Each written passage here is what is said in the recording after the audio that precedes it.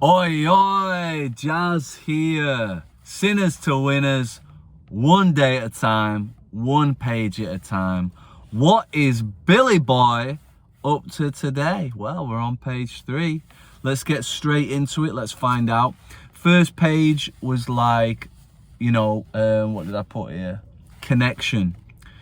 We saw that longing for connection. The second page, I feel like the theme was there was all sorts, wasn't there? But there's innocence, that innocence for life, that zest for life. We're wanting to, be somebody, and, anything's possible. And now, page 3, adventure time. So, let's read page 3. We gave up our positions and off we roared on a motorcycle. The sidecar stuffed with tent, blankets, a change of clothes, and 3 huge volumes of financial reference service. Our friends thought a lunacy commission should be appointed. Perhaps they were right. I had had some success at speculation, so we had a little money. But we once worked on a farm for a month to avoid drawing on our small capital. That was the last honest manual labor on my part for many a day. We covered the whole eastern United States in a year. At the end of it, my reports to Wall Street procured me a position there and the use of a large expense account. The exercise of an option brought in more money, leaving us with profit of several $1,000s for the year. For the next few years, fortune threw money and applause my way. I had arrived. My judgment and ideas were followed by many to the tune of paper millions. The great boom of the late 20s was seething and swelling. Drink was taking an important and exhilarating part in my life. There was loud talk in the jazz places uptown. Everyone spent in thousands and chattered in millions. Scoffers could scoff and be damned. I made a host of fair weather friends. My drinking assumed more serious proportions, continuing all day and almost every night. The remonstrances of my friends terminated in a row, and I became a lone wolf. There were many unhappy scenes in our sumptuous apartment. There had been no real infidelity, for loyalty to my wife, helped at times by extreme drunkenness, kept me out of those scrapes. That's the end of page 3. So what do we think? What's coming to mind for me there? Let's take the edge off that light. What's coming to mind for me there? Well, listen, first of all, what's coming to mind is I'm grateful to be doing this. I really am. I just feel grateful to be able to do this and, read a page a day and look at this and have the accountability of you people out there watching and wanting to get well and wanting to stop these bad behaviors. And what's Billy Boy teaching us today? What is he teaching us today? Well, look at him. He's getting after it, isn't he, with his missus. They're on a motorcycle. They're traveling all over America. Wow. These people are pretty cool, right? Bill's a pretty cool dude. And he's got these ideas and he's got these plans and he's just got this lust for life. And he obviously likes excitement, doesn't he? He likes excitement. He likes that in a drugstore and he wants to feel like he's alive. And what clues do we get from this page? What can we take from it? What can help us? What could help you? Well, what comes to mind for me, I relate to this in the fact that, I had a lot of issues with gambling. And I can see here that this guy, he loves the adrenaline. He loves adrenaline. And I think a lot of gamblers love adrenaline. We feel fired up when we've got a bet going on, when we've got that action. And it doesn't surprise me that someone who was in war, someone who's likes that kind of feeling would want to be involved in the stock market. But he's an intelligent guy, so he's good at it. He's looked at it.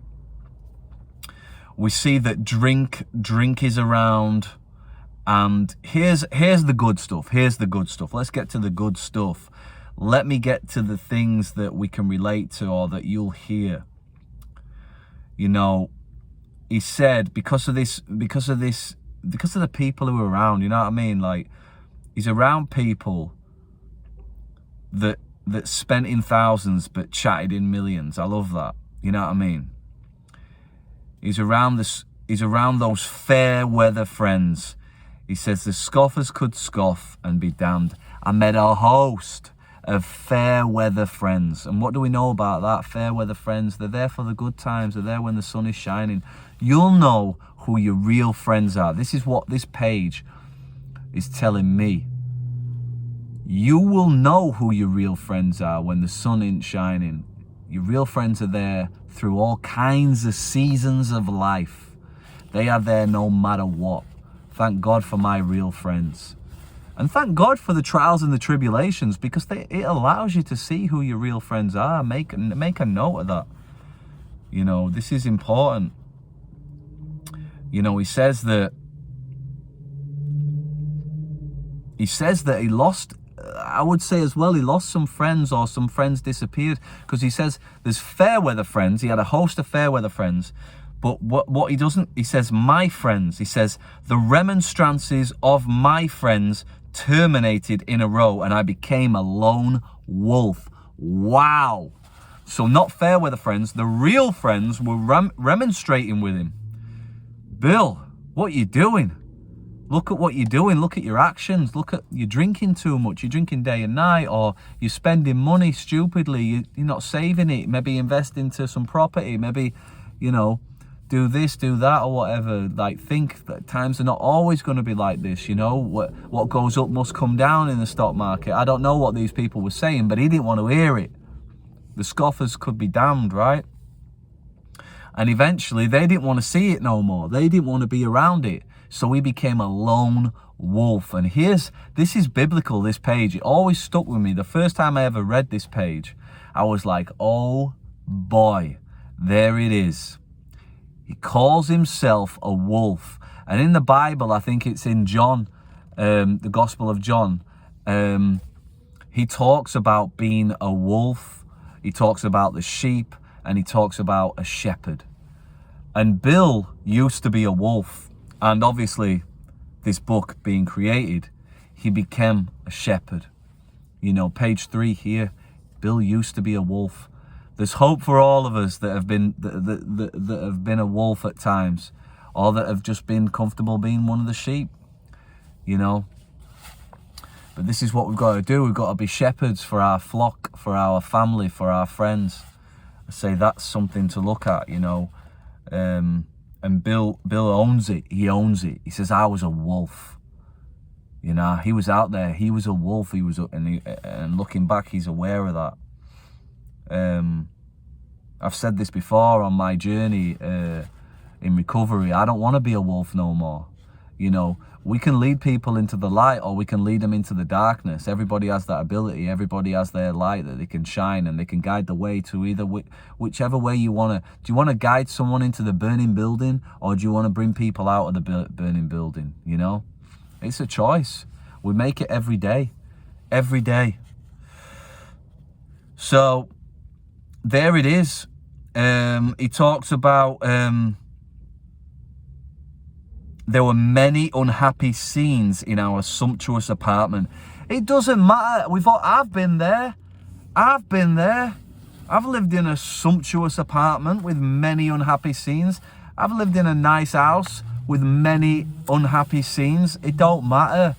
When I've spoke to my priest before, he's told me, you know, Jazz, these people on the front row that come in the nice clothes and and they have that last name that everybody knows.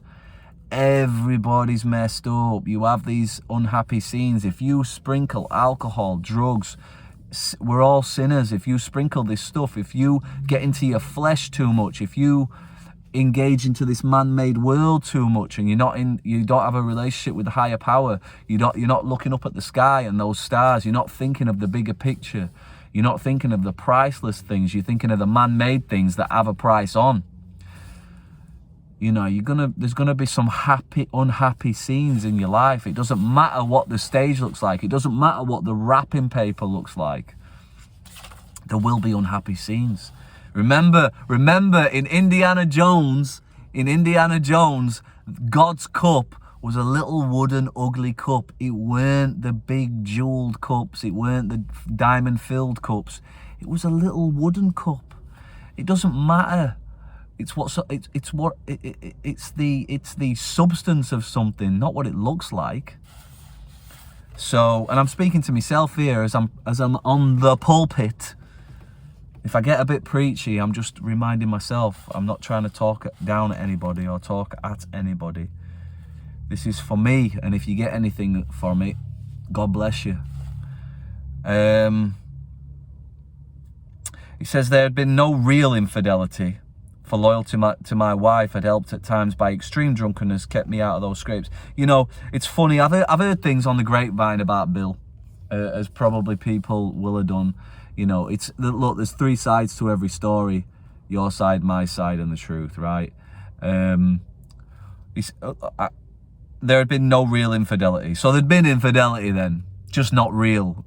However you want to slice and dice it. And it's like in step 9, you don't have to tell everyone the cold, harsh truth. You don't have to tell things to people that can injure or harm them. You know, sometimes it's better to just not lie, you know, or put it in a way that's going to keep people's trauma or pain to a minimum, you know. And I think that's what Bill's doing there with that sentence with his missus. And, you know, let's just stick to the facts, eh? He says there's been no real infidelity. So there's been something, there's been stuff going on, inappropriate behaviour. He's owning it.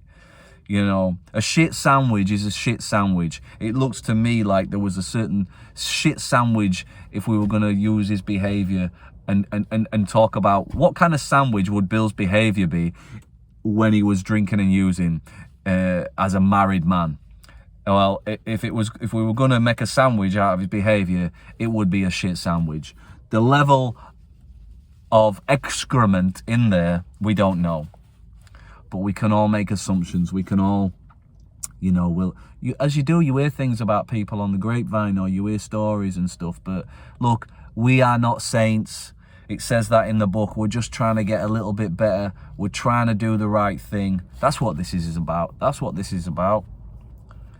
You know, and we can relate to Bill here. You know, everybody, whether you say you're an alcoholic or not, I don't know anybody that drinks alcohol and their moral compass becomes holier. You know. So there we are, the end of page 3. We've had a nice chat about it. We've had a nice talk about it. What's gonna happen next? Well, tune in for page 4, and you'll find out. And I will record that tomorrow. So with that, have a wonderful day, whatever day this is that you're listening to this message. And just know that, you know, we can turn the dark into light, and sometimes we might be a wolf, but it doesn't mean we can't be a shepherd, because as we know, the wolf created this book, which is the Bible for addicts. Whatever your issue is, there is a solution. Ooh, amen. Okay. Va com Deus.